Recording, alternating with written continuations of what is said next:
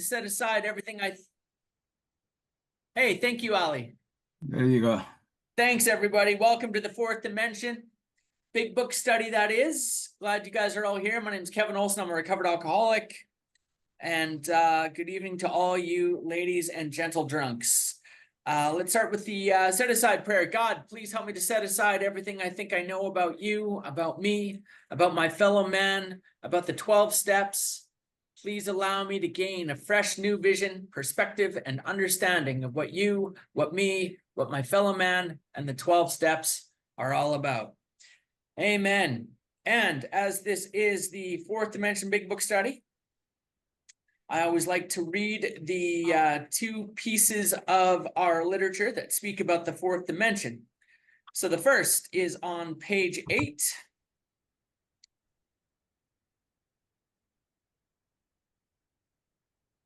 Where Bill Wilson writes that I was soon to be catapulted into what I like to call the fourth dimension of existence. I was to know happiness, peace, and usefulness in a way of life that is incredibly more wonderful as time passes. And then on page 25, Bill Wilson writes that we have found much of heaven and we have been rocketed into a fourth dimension of existence of which we had not even dreamed. All right, brothers and sisters, we're going to be catapulted. We're going to be rocketed into the fourth dimension of existence. And I hope you guys will stick around and join us, okay? And for the sake of tradition, everybody please put one hand up like this. Everybody put another hand up like this. And everybody go, oh, yeah. I never get tired of that. I always love having you guys do that with me. So thank you. Okay. So welcome everyone. So good to see all of you, and hope you're all very well. Let's get into the chapter. Tonight we're going to be on the chapter more about alcoholism. We're going to continue our discussion of the disease of alcoholism.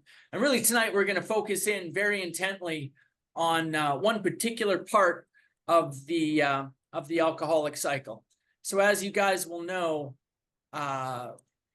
when we talk about the alcoholic cycle, the part of it that we're going to be talking about tonight is the mental obsession. The mental obsession, the insanity of alcoholism, the insane thought that precedes the first drink. And in this chapter in particular, Bill Wilson is he's gonna give us a bunch of different words, a bunch of different phrases, a bunch of different examples for particular words that we might use in order to describe this thing. Bill Wilson was a very verbose fella, which means he liked to use a lot of fancy words. He was a night school lawyer. He was, bottomed out intellectual in a lot of ways. And he was kind of a poet and kind of a beautiful writer, I think. And I certainly think a lot of his writing was inspired divinely. In any event, in this chapter, he's going to give us a bunch of different ways to describe this mental obsession. Okay. And tonight, every time we're going to talk about one of these different phrases, words, sayings that he'll come up with to describe the mental obsession, we're just going to notate it. Okay. We're going to make a note of it. We're going to write it down. Ali, if you're able to, I know Ali's filling in for Rob tonight. So thank you, Ali. Thank you, Ali, for filling in for Rob. We appreciate you greatly. If you're able to, Ali, but don't fuss yourself with this, okay? If you're able to, when we come up with one of these phrases, one of these sayings, maybe just jot it into the chat, okay? If you can. If not, everyone just make a note of it, because really, guys, I need to keep it simple, okay? I need to keep it very, very simple. Physical allergy, mental obsession. Physical allergy, call it the insanity of alcoholism. We're going to call it a bunch of different things tonight. In any event, no matter what we call it, it's referring to the same thing. We are singularly and only referring to the insane thought that precedes me picking up that first drink. And guys, am I drunk when I have that thought, or am I sober when I have that thought? Sober. Sober, stone cold sober. I'm as sober as I am right now. And if I'm an alcoholic, if I'm a real alcoholic, that should be terrifying. because that indicates to me that drinking is not my problem. In fact, last week we learned, where does the main problem of the alcoholic reside? The main problem of the alcoholic resides in my mind, not in my body. I remember last week we talked about how the mind is really the connection point between the intellect and the spirit, okay? And so I think what they're really saying there is that we have a spiritual sickness, and the action of alcohol on that spiritual sickness works so extremely well that over a period of time, it eventually warps my mind into an inability to distinguish the true from the false, okay? That's how Dr. Silkworth characterized it. These alcoholics seem to be unable to distinguish the true from the false. One of the ways that I like to think about the insanity of alcoholism is just the big lie that I tell myself. This time it'll be different. This time it'll be okay. This time I'm just going to go out for a few. This time I'll get away with it. No one's going to know. I'll go back to AA tomorrow. That was the most deadly lie that I ever told myself. I'm going to go out drinking tonight, but I'll go back to AA tomorrow. Okay. And suffice to say, I was not in a meeting the next day because I take a drink and the drink takes me. All right. I trigger that physical allergy and I'm gone. In the well-known stages of a spree, emerging remorseful with a firm resolution not to drink again. And this is repeated over and over. And unless a person like me can experience an entire psychic change, there is very little hope of his recovery. Okay. So tonight we're also, we're going to meet a few individuals. Okay. We're going to meet Man of 30. We're going to meet the Jaywalker. We're going to meet Fred. Or we're going to meet Jim first, and then we're going to meet Fred. Okay. So we're going to meet the Man of 30. We're going to meet the Jaywalker. We're going to meet Jim. We're going to meet Fred. And in all of these stories that we're going to read in More About Alcoholism, all of these individuals suffer from the same disease that we do. And we're going to take a look at each of these individual stories. We're going to see how they apply to us. We're going to try to see how the disease is impacting each one of these individuals tonight, okay? So really two things we want to do tonight. Number one, anytime in this chapter that Bill Wilson uses a different phrase to indicate the mental obsession or the insanity of alcoholism, we're going to make a quick little note of it. Ali's either going to put it in the chat or we're just going to, put your hand up if you hear one. If you think you hear one, okay? Put your hand up. And then we're going to look at the Man of 30. We're going to look at the Jaywalker. We're going to look at Jim. We're going to look at Fred, and we're going to see how the disease of alcoholism is impacting their lives. And we're going to see how we can identify with all of their stories. Okay. So with that said, my man, Brad, is on the call, and Brad's going to do some reading for us tonight. If you would be so kind, Brad. So we're on the chapter More About Alcoholism, page 30 in our big book. Right on. I'm ready. Hello, everybody. I'm Brad, and I'm an alcoholic. Good to see you. Hi, Brad. Chapter 3, More About Alcoholism. Most of us have been unwilling to admit we were real alcoholics. No person likes to think he is bodily and mentally different from his fellows. Therefore, it is not surprising that our drinking careers have been characterized by countless vain attempts to prove we could drink like other people. The idea that somehow, someday he will control and enjoy his drinking is the great obsession of every abnormal drinker. Okay, so it says that's the great obsession, right? So there's one, the great obsession. Okay, this great obsession that we have, that this time I'll be able to control and enjoy my drinking. Okay, if I'm controlling it, I ain't enjoying it. And if I'm enjoying it, I'm not controlling it. Okay, I am not a person who drinks socially. I'm a person who drinks suicidally.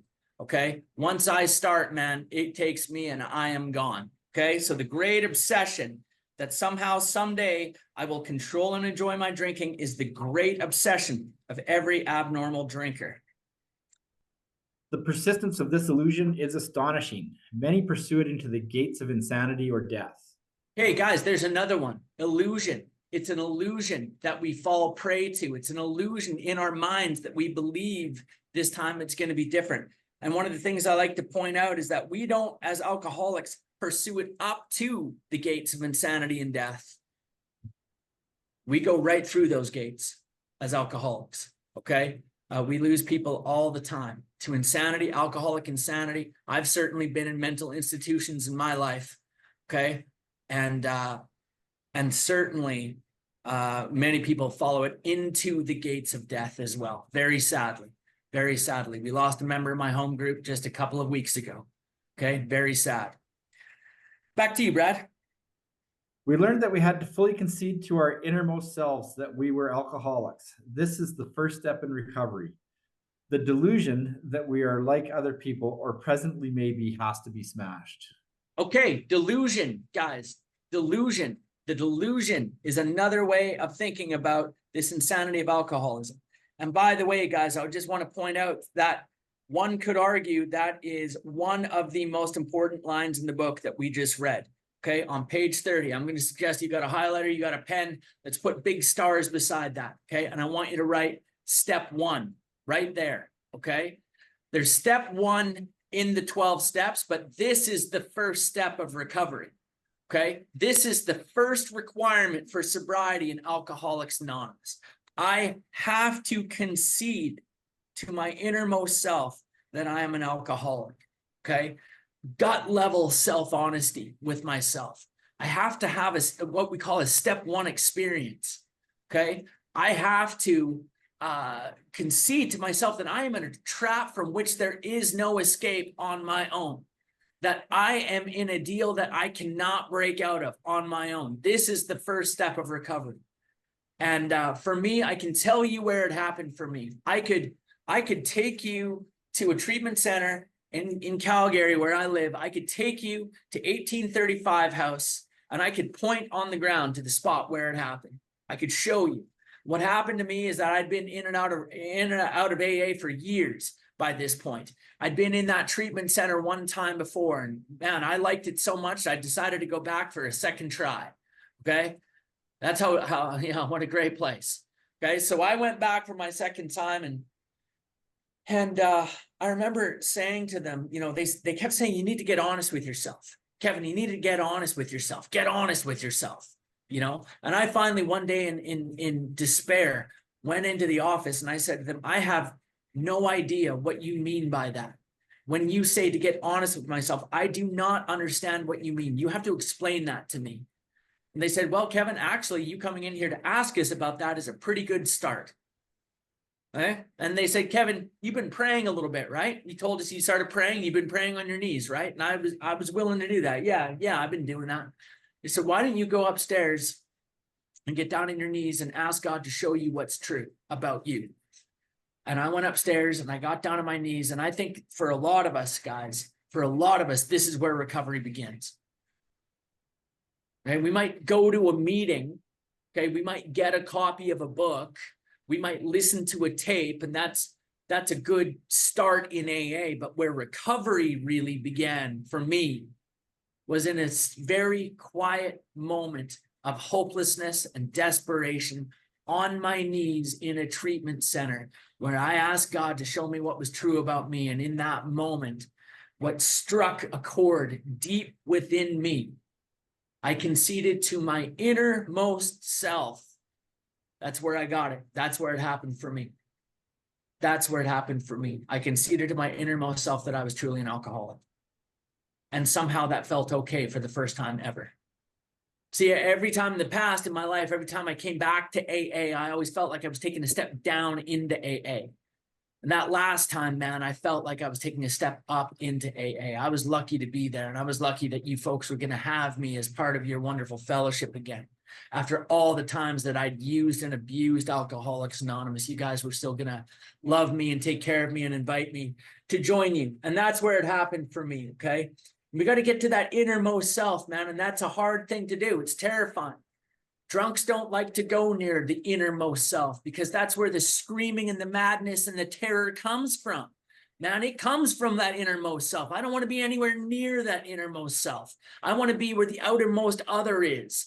Get something out there to put me in here so I can take care and soothe that innermost self. I don't want to go in there by myself, but it's okay. You don't have to go alone. Okay, God will come with you and we will come with you, but we have to, for a moment, get into that innermost self and truly concede. This is the first step in recovery. This is the first step, that conceding to our innermost self, that surrender to alcoholism. Okay. Back to you, Brad. We alcoholics are men and women who have lost the ability to control our drinking. We know that no real alcoholic ever recovers control. All of us felt at times that we were regaining control, but such intervals, usually brief, were inevitably followed by still less control, which led in time to pitiful and incomprehensible demoralization. We are convinced to a man that alcoholics of our type are in the grip of a progressive illness. Over any considerable period, we get worse, never better. I think We are that like- phrase, the pitiful and incomprehensible demoralization, is absolute poetry and one of the best descriptions of what it's like to live as an alcoholic as I've ever heard. And I think that that pitiful and incomprehensible demoralization does not refer to us when we are drinking, when we're what Bill Wilson would have called in our cups, which was a funny 1930s way of just saying that we were loaded.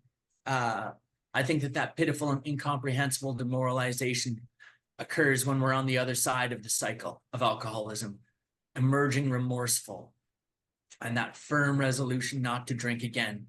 Pitiful, incomprehensible demoralization. Back to you, Brad. We are like men who have lost their legs. They never grow new ones. Neither does there appear to be any kind of treatment which will make alcoholics of our kind like other men. We have tried every imaginable remedy. In some instances, there has been brief recovery, followed always by a still worse relapse.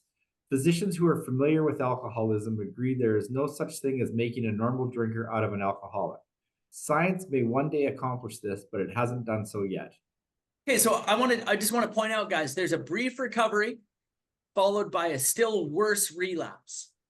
Okay, what happens? What occurs? You guys tell me what happens between that brief recovery and the still worse relapse. What happens in between there?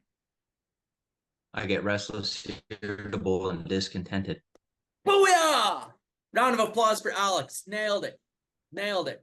That's exactly right. That's exactly right. What's another way? So for the $50,000, there's no $50,000, Alex. There's, I shouldn't speak out of turn. This is rigorous honesty. But what's another way? What is another word that we would use for the spiritual, for restless, irritable, and discontent? You just gave it away almost. The spiritual malady, the spiritual sickness. Okay. At base, that's what our problem is. Okay. So I come through that cycle, emerging remorseful, firm resolution. There's a brief recovery. Then over some period of sobriety, I become restless, irritable, and discontent. I become spiritually sick again until eventually I have an insane thought that tells me this time it'll be okay. This time I'm going to pick up a drink and I'm just going to have a few. It's not going to be a problem. So one of the things that is important for me, we see this word here, relapse, okay? And I think in AA, a lot of times we use the word relapse incorrectly. I do sometimes. I'll say he relapsed, and what I mean to say is he drank again, okay? But the word relapse is actually means something different. And the way that I like to look at it is that the relapse is over when I start drinking again. That's the end of the relapse. The relapse itself is the slow erosion of all the things and all the actions that I had done, one brick at a time, until I pull down the wall between me and taking that first drink again. One brick at a time. I'm removing all those things. That is the relapse, okay? Somebody told me one time that being in AA is like walking up the down escalator. I don't actually have to decide to turn around and actively start walking back down the escalator. All I have to do is stop moving, stop taking action, and I will slowly get dragged back down. You know, when somebody drinks again in AA, we always want to, you know, every time I drank again, I always wanted to like play like, oh God, what happened? How could it have happened? I wanted to play, you know, all these mental gymnastics about, you know, how could I have drank again? How did it happen? It's the wrong question. We know what happened. We know exactly what happened. Kevin is an alcoholic. Kevin became spiritually sick, had an insane thought that told him it would be okay to drink again, and he took a drink. He took that drink and triggered the physicalology, and he's gone. We know what happened. The question to ask when someone drinks again is what wasn't happening? What didn't happen during that period of sobriety, okay? And we've got a 12-point diagnostic check, man. It's pretty telltale. We've got 12 steps that we take a look at. We take a look at those steps, and it's pretty easy when a sponsee comes to me. We can do a 12-point check and see if there's any chinks in his armor, okay, in his spiritual armor and his spiritual defense against taking that first drink. And a relapse inevitably starts with one brick of one of those 12 bricks at a time, tearing down that wall between me and that next drink. Back to you, Brad. Despite all we can say, many who are real alcoholics are not going to believe they are in that class. By every form of self-deception and experimentation, they will try to prove themselves exceptions to the rule, therefore non-alcoholic. Okay, so there's another one, self-deception. That's a great way to characterize the insanity of alcoholism. Self-deception, unable to distinguish the true from the false. I'm lying to myself about taking a drink. Self-deception. If anyone who is showing inability to control his drinking can do the right about face and drink like a gentleman, our hats are off to him. Heaven knows we have tried hard enough and long enough to drink like other people. Here are some of the methods we have tried. Excuse me. Drinking beer only, limiting the number of drinks, never drinking alone, never drinking in the morning, drinking only at home, never having it in the house, never drinking during business hours, drinking only at parties, switching from scotch to brandy, drinking only natural wines, agreeing to resign if ever drunk on the job, taking a trip, not taking a trip, swearing off forever with and without a solemn oath, taking more physical exercise, reading inspirational books, going to health farms and sanitariums, accepting voluntary commitments to asylums. We could increase the list ad infinitum. I will say I've done most of those. There are some that don't apply to me. I never tried not taking a trip. I nenever tried not taking a trip. And I never tried resigning if I was ever drunk on the job, because truly when I was drinking, there was no job. That's just, I know not everyone is like that, but when I was drinking, when I was a young kid, when I was drinking, if I was drinking, that was my job. So, but I identify certainly with a lot of those. And I remember the first time reading through this and reading this book, that swearing off forever with and without solemn oath, I thought, my God, they've been reading my emails, man. That's exactly how I felt. I had done that many times prior to getting to AA, swearing off forever with and without solemn oath. We do not like to pronounce any individual as alcoholic, but you can quickly diagnose yourself. Step over to the nearest barroom and try some controlled drinking. Try to drink and stop abruptly. Try it more than once. It will not take long for you to decide if you are honest with yourself about it. It may be worth a bad case of jitters if you get a full knowledge of your condition. Okay, please don't do that. Please don't do that. Okay, we've got something else that I would suggest you try before that, and that's sitting down with me or Brad or another qualified alcoholic and going through the cycle of alcoholism. You could probably sit down with Alex. I'm guessing you could sit down with Jerry. I'm guessing you could sit down with Ali. I'm guessing you could sit down with Scott. I know you could sit down with Deb. Okay, you could probably sit down with Vincent. I'm guessing you could sit down with Charlotte. Okay, sit down with one of us and go through the cycle of alcoholism and see if we can help you to qualify yourself. That's pretty easy to do. Okay, you don't need to go to a bar room and try some controlled drinking. Okay, not yet. Anyway, let's try the cycle of alcoholism first. Let's try it Dr. Silkworth's way first. Let's try it Alcoholics Anonymous way first. And hey, if that doesn't work, man, bop till you drop. What it says in the 12 and 12 in step 1 is sometimes John Barleycorn became our best advocate. And what that means is nothing ever helped me to surrender to the program of Alcoholics Anonymous more than the terrible beating I was given by alcoholism, driven to AA under the lash of alcoholism. I became as surrendered as only the dying can be.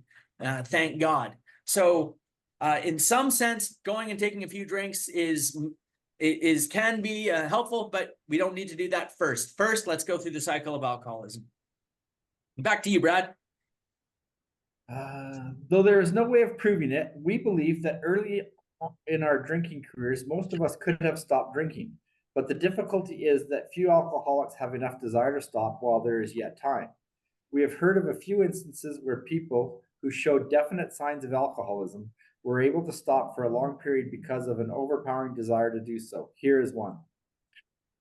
A man of 30 was doing a great deal of spree drinking. He was very nervous in the morning after these bouts and quieted himself with more liquor. He was ambitious to succeed in business, but saw that he would get nowhere if he drank at all. Once he started, he had no control whatever.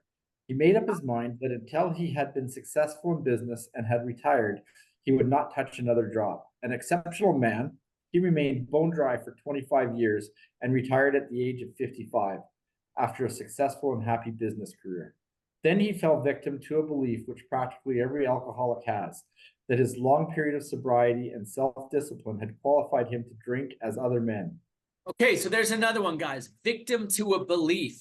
We are all victims to a belief. When we have that insane thought, we are victims to a belief. And we are victimized by that belief. Believe me, that this time it's going to be different. I'm going to take a couple drinks and it's going to be fine. And that's what's happening to this guy. Okay. And like, look, this guy's been sober for a long time. Okay. He gets sober when he's 25 and retires at the age of 55. So 30 years, this guy goes without a drink. Okay.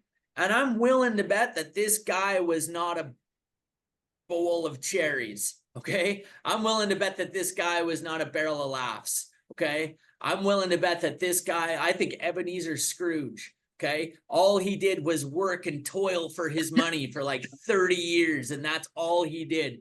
And this guy was, you know, drier than a dry old piece of paper. And Deb, do you have something you wanted to say? Yeah, Deb? Kevin, I was going to ask a question. Would Sure. you by any chance be describing being in a dry drunk state? That's exactly what I'm talking about, Deb. He's exactly, we call it in AA, we'll call it a dry drunk. Okay. So exactly, that's very good, Deb. He is not sober per se. He's just not drinking. Okay. And he is suffering from untreated alcoholism. Abstinence is not recovery from alcoholism. And as I like to say, man, alcoholism is a disease that affects me when I'm drinking and when I'm not drinking. Alcoholism is a disease that begins essentially when I stop drinking. And I'm willing to bet after 30 years, this guy was just Ebenezer Scrooge, just absolute tyrant. Now, I don't know that for sure. I'm just guessing. But that's how I've kind of filled in the blanks and kind of reconciled this story for me. How does he stay sober for 30 years? He served one master and one master only. It wasn't drinking. What was the master that this guy served? Money. Work. Money. That's it. Okay. And he served this master of money. And I can guarantee you he was a difficult character to be around. Okay. And then let's see what happens. Let's see what happens once he falls victim to this belief. He has this insane thought that after a period of long sobriety and self-discipline had qualified him to drink like other men. Let's see what happens to him. Out came his carpet slippers and a bottle. In 2 months, he was in a hospital, puzzled and humiliated.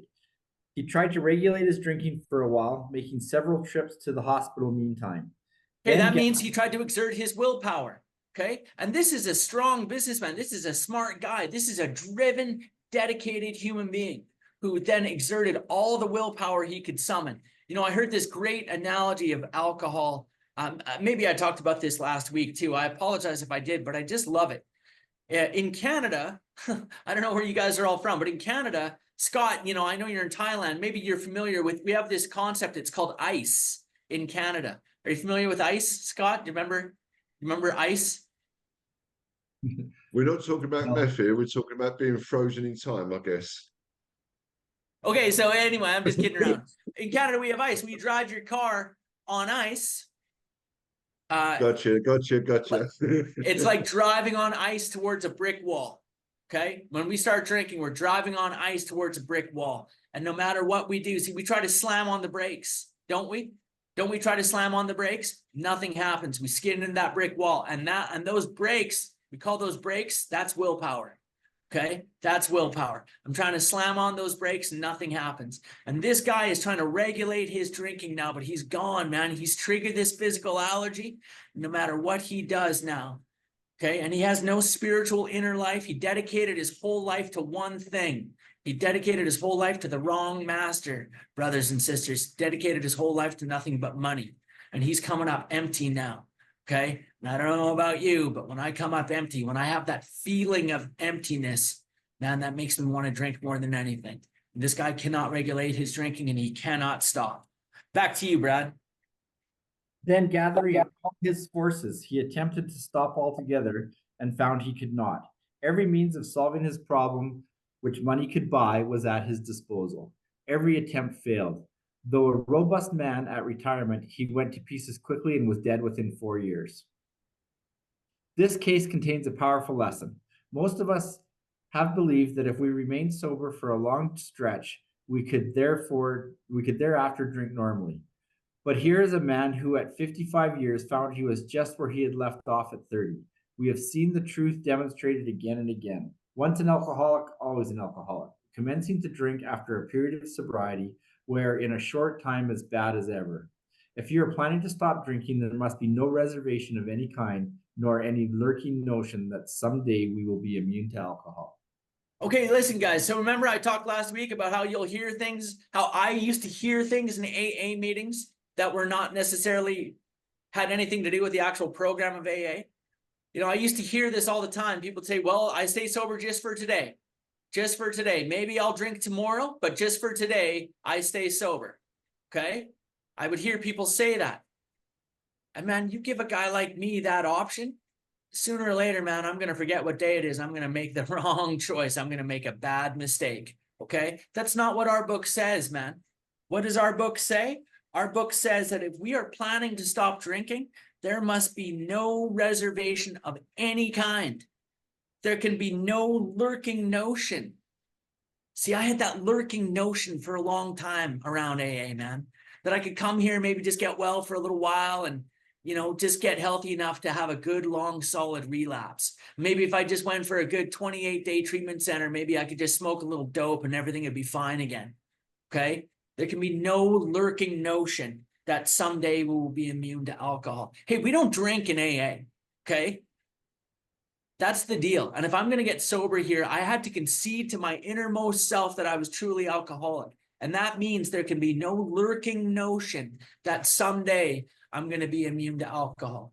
Okay. Now I understand we work our program on a 1 day at a time basis. We apply this spiritual toolkit 1 day at a time. But to me, in my life, on my knees in that treatment center, when I conceded to my innermost self, when I surrendered to alcoholism in that moment, I surrendered to alcoholism and I surrendered to the solution. I had to give up this reservation. I had to give up that lurking notion that someday I would be immune to alcohol. I had to surrender the whole thing. Okay. And I love that line in our book. And I think it's important. Okay. And when I take my sponsees through their step one, that is one of the questions. It's one of the main questions I'll ask them. Do you have any reservations? Do you have any lurking notion that someday you will be immune to alcohol? Okay. I think it's an important question to ask. Back to you, Brad. Young people may be encouraged by this man's experience to think that they can stop, as he did, on their own willpower. We doubt if many of them can do it, because none will really want to stop, and hardly one of them, because of the peculiar mental twist already acquired, will find he can win out. All right, there's another one, guys. I love that one. Peculiar mental twist. Okay, this is not a peculiar physical twist. This is not the peculiar twist of a bottle cap off of a bottle. Okay, this is a peculiar mental twist. This is an insane thought that we have in sobriety that will convince me to pick up a drink. Peculiar mental twist. Several of our crowd, men of 30 or less, had been drinking only a few years, but they found themselves as helpless as those who had been drinking 20 years. To be gravely affected, one does not necessarily have to drink a long time nor take the quantities some of us have. This is particularly true of women. Potential female alcoholics often turn into the real thing and are gone beyond recall in a few years. Certain drinkers who would be greatly insulted if called alcoholics are astonished at their inability to stop. We who are familiar with the symptoms see large numbers of potential alcoholics among young people everywhere, but try and get them to see it. You want to read the asterisk, Brad? Can you read the asterisk for us? Okay, so at the bottom it says, true when this book was first published, but a 2007 US-Canada membership survey showed about 1/12 of AAs were 30 and under. As we look back, really, Brad, your book says 1/12. I'm going to tell you.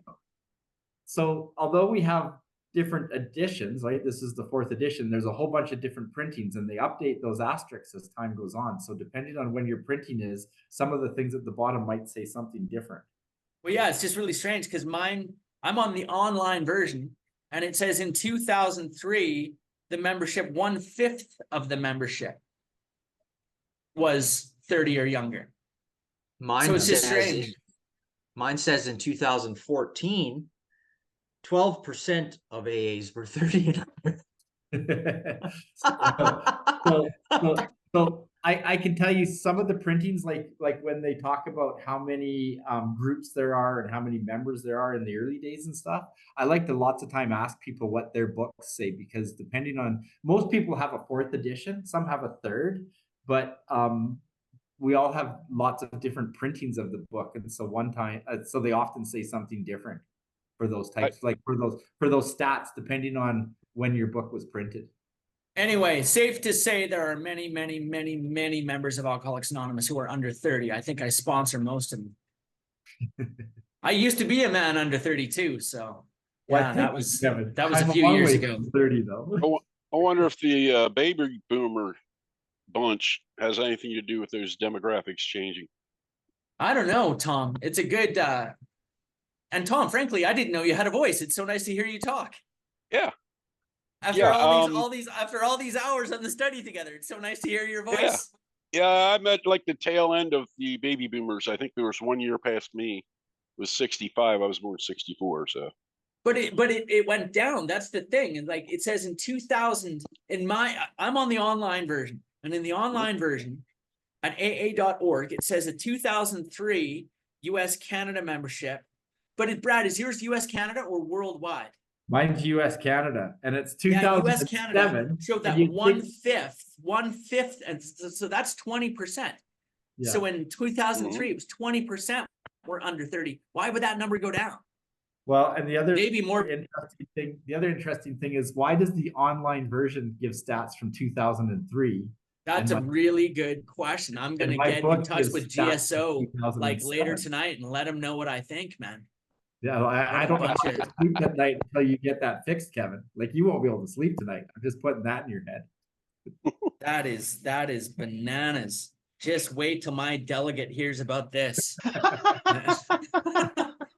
All right. What do those people do with our money when they go to New York every year? Column 1, General Service Office. Column 2, bad statistics. I'm sure they've heard it all. I'm You're sure speaking- they've heard it all. You're speaking they delegates, and I'm thinking, oh no, they're talking politics again. Yeah, no doubt. Okay, back to you, Brad. As we look back, we feel we had gone on drinking many years beyond the point. Did I read this part already? No. Beyond the point where we could quit on our willpower. If anyone questions whether he has entered this dangerous area, let him try leaving liquor alone for 1 year.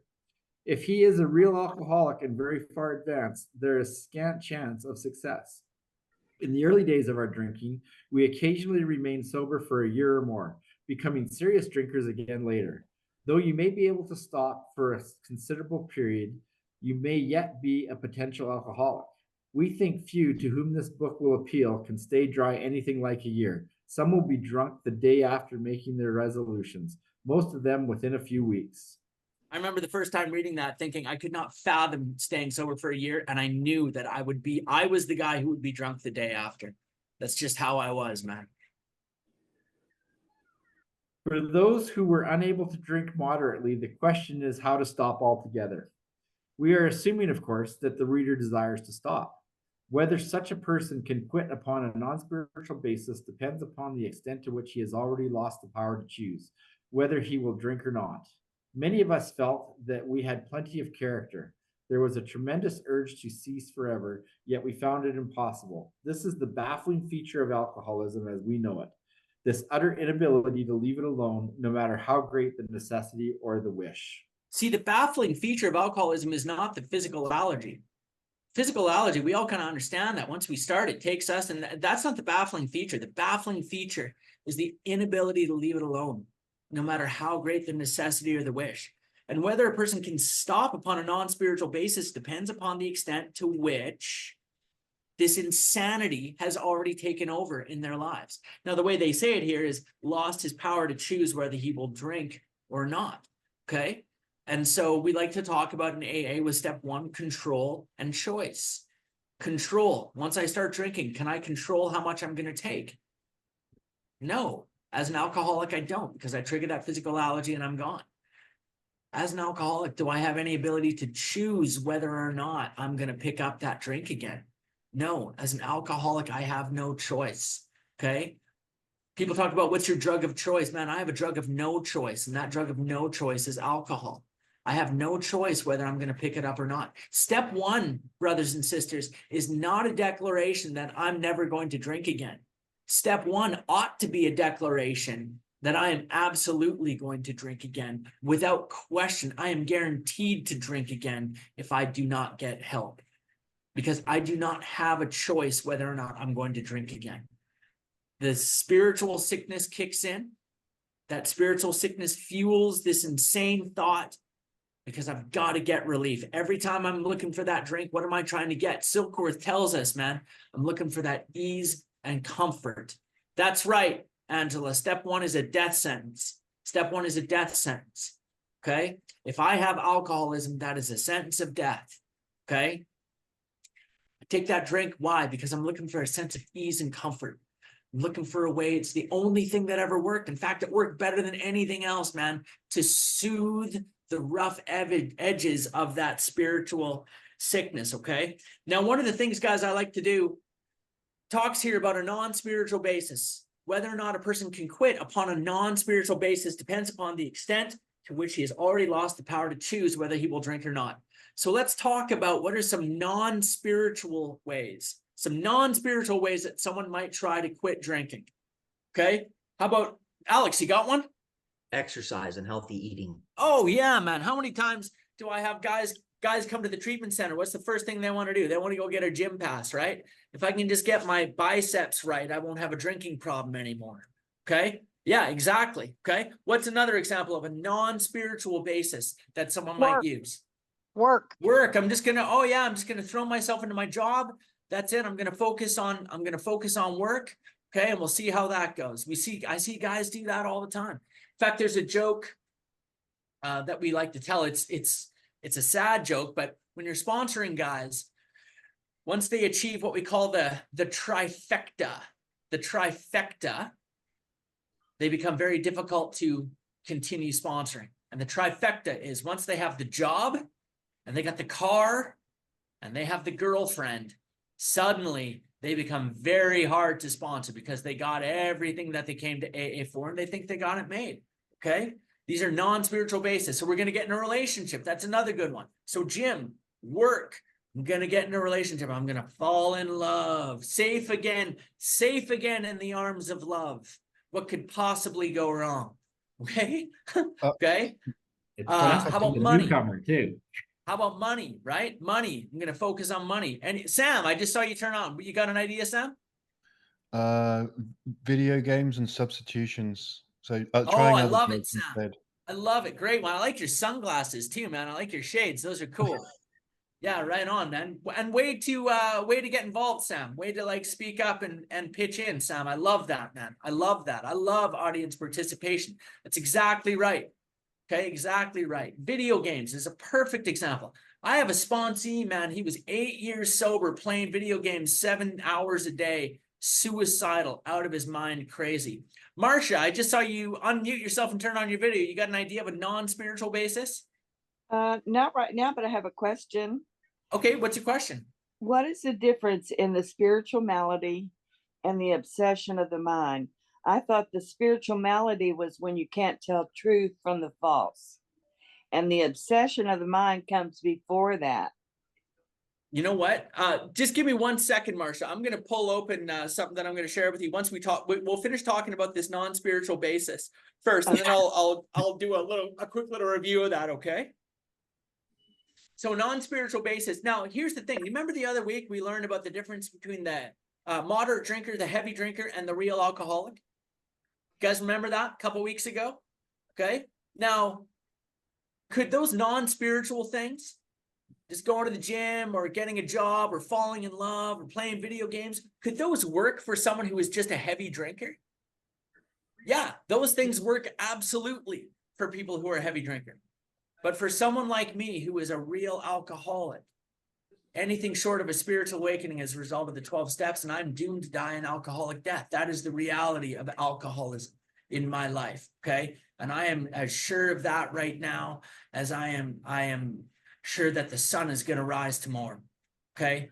It has been repeatedly proven in my life when I try to cut corners in my spiritual program, when I try and nickel and dime God, when I try to run game on God and try to start running the show my own way and start indulging in only these. See, and there's nothing wrong with falling in love or getting a job or going to the gym in addition to a spiritual awakening in Alcoholics Anonymous, not instead of. When I start playing it instead of is when a guy like me starts to get in a lot of trouble, drunk or sober. Okay, drunk or sober, my defects of character take over. I become restless, irritable, and discontent. You want to know how well, it's like that man of 30 we were talking about. You want to know how well Alcoholics Anonymous is working in my life? Just simply ask, how easy am I to live with? Am I easy to live with? Am I an easy person to be around? Well, it's because God is working in my life through the program of Alcoholics Anonymous. If I'm a jerk and nobody wants to be around me, it's because I'm trying to do it my own way. You guys understand what I'm talking about? I'm sure none of you have ever behaved that way. I'm sure you've never had these problems yourselves with your own loved ones, but this is something I deal with sometimes, okay? So, Marcia, I want to, if you can indulge me just for 1 minute, guys. I'm going to do just a quick little, this will be super quick, I promise. I just want to point this out for Marcia. And not just for Marcia, it's good for all of us. It's good for me, Marcia. I don't want you to feel singled out in any way.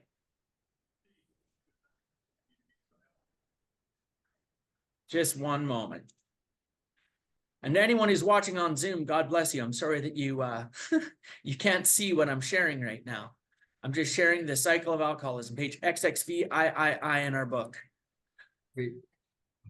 Okay, Marcia, can you see that? Yes. Okay.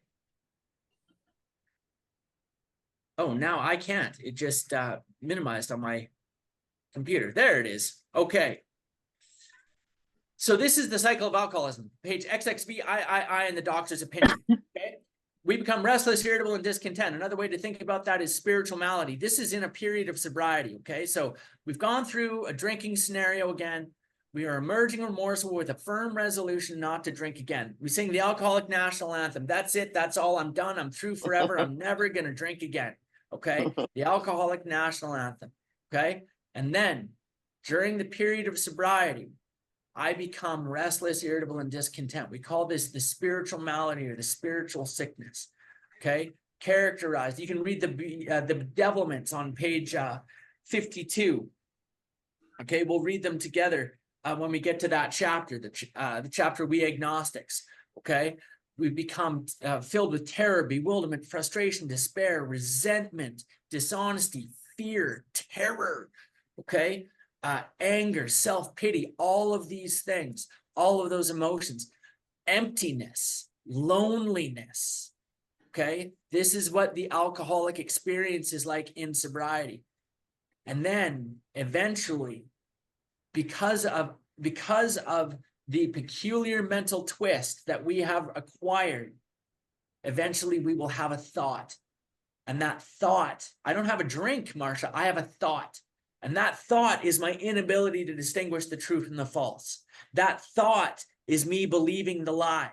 That thought is me not being able to distinguish what's real and what's not. True things look false to me, and false things look true to me. Okay, I succumb to this mental obsession, this insanity, the illusion, the delusion. I fall victim to a belief. Peculiar mental twist takes over, and I believe the lie. And once I believe that lie, Marcia, what happens next? You drink. Whoa, Marcia, nailed it. That's exactly right. That's exactly right. Very good. Does that make a little more sense for you now, Marcia? Yes, it does. Well, you just made my night, Marcia. You just made my night. I want you to know, like, I mean that sincerely. If that's the greatest thing I accomplished today, that's the most meaningful thing that happened to me today, Marcia. That might be the most meaningful thing that happened to me over this last month, Wow. was to impart and share that information with a member of Alcoholics Anonymous who was confused about that. There's nothing more meaningful in my whole life, and I'm glad that we were able to kind of get that squared away for you, Marcia. Thank you. I needed that, you. Marcia. I needed that. You know what I did mean? too. Mhm. I needed that. Y'all are my medicine. Like I said last week, man, don't think that I am the doctor. I am not the surgeon. You guys are my medicine right now. Okay? In Alcoholics Anonymous, we turn poison into medicine, right? I heard that saying just the other night. It comes from Buddhism. We can turn poison into medicine here in AA, man. And I love it. I love it. Okay, guys. You know what? You know what we're gonna do? Where did we finish off there, Brad? Where did we stop? We finished off near the bottom of 34 with the sentence that this is the, like we're ready to read. How then shall we help our readers determine? The last paragraph on that page is where we are. You know what we're gonna do? Okay, let's read up to Jim. Let's read up till Jim, and then we're gonna stop. And tonight in particular, nobody drop off the call just yet, because I want to go around the room and I want to say hi to everybody. I want to know where y'all are from. I know where a lot of you are from, but it's my favorite part of the whole night, man. So just hang in there. We're gonna read up to Jim, and then we're gonna do that, okay? How then shall we help our readers determine to their own satisfaction whether they are one of us? The experiment of quitting for a period of time will be helpful, but we think we can render an even greater service to alcoholic sufferers and perhaps to the medical fraternity. So we shall describe some of the mental states that precede a relapse into drinking, for obviously this is the crux of the problem. What sort of thinking dominates an alcoholic who repeats time after time the desperate experiment of the first drink? Friends who have reasoned with him after a spree which has brought him to the point of divorce or bankruptcy are mystified when he walks directly into a saloon. Why does he? Of what is he thinking? So in there, okay, so we're going to stop there. We'll stop reading there for tonight. In there, in that last paragraph is one of my favorite descriptions of the mental obsession or the insanity or the true from the false. And that is the desperate experiment. Desperate experiment. Why am I desperate? I'm attempting this experiment, but why? What's that desperation? Where is that desperation coming from? That desperation is a guy like me trying to get a sense of ease and comfort, trying to escape from this restlessness, irritability, and discontent, from the graveyard of this spiritual sickness, man. Okay? Like my grand sponsor, Clancy, talks about eventually everything in your life just turns gray. Everything turns gray. Everything looks gray. We look at ourselves and we feel gray. And I like a little technicolor. Okay. That's what Clancy would say. I like a technicolor life. Okay. And I need to have a couple drinks to have a technicolor life. Okay. And I'm here to tell you guys, if you're here, and I know Liza, you're relatively new. Some of you guys might be relatively new. I want you to know I have an absolutely technicolor life today. I have a technicolor life because I found in Alcoholics Anonymous what I've always been looking for in that bottle. I have found a way to feel ease and comfort in sobriety. I feel lit up like I used to feel when I would take about 4 shots of vodka. Okay, but I feel it through the 12 steps of Alcoholics Anonymous and developing a relationship with God of my own understanding. Okay, you get to pick your God, I get to pick mine, and every day I get to pick him again. And every day I get to continue building this relationship with God. And this relationship, this is my technicolor life. Okay, I am absolutely lit up by this thing that has happened to me in Alcoholics Anonymous. I have the sense of ease and comfort. The purpose of AA, my grand sponsor Clancy says this, man. The purpose of AA is to do slowly over a period of time what alcohol used to do quickly. Alcohol does it quickly and then it destroys my life. Alcoholics Anonymous does it slowly, and then it gives me life. It gives me life, and more than that, man, I get to go and bear witness to the lives of others being resurrected around me all the time, man. It is an experience you must not miss. And I love all you guys, and I'm very glad to be here. And thank you. Every Tuesday night, man, I log on, and it's you know, it's just a miracle to me to be here and to get to share this with you. And it's absolutely, without question, the most meaningful thing that I get to do on a weekly basis, is to be here with you guys and share this with you fine human beings, man. You fine ladies and gentle drunks. All right, so guys, let's close the meeting. We'll close the meeting with the Lord's Prayer. It's because you guys indulged me on that. I love this prayer. I love it very much. Thank you for saying it with me. And then we're gonna go around the room quickly and say hello to everyone, and we'll say goodnight, okay? Our Father, who art in heaven, Heaven, hallowed be thy hallowed be name. thy name. Kingdom Thy come, kingdom come, I will- thy will be done on earth on as it earth is in as it heaven. is in heaven. Give us this Give us day this our day daily our bread. daily bread. Forgive us our Forgive us our trespasses, trespasses, as we forgive those who trespass against us. And lead us not lead into us not into temptation, temptation, but deliver us from deliver us from evil. evil. Thine is the For thine kingdom, is the kingdom, power, and the power, and the and the glory, glory, forever and forever ever. and ever. Amen. Amen. Forever and ever. Amen. All right.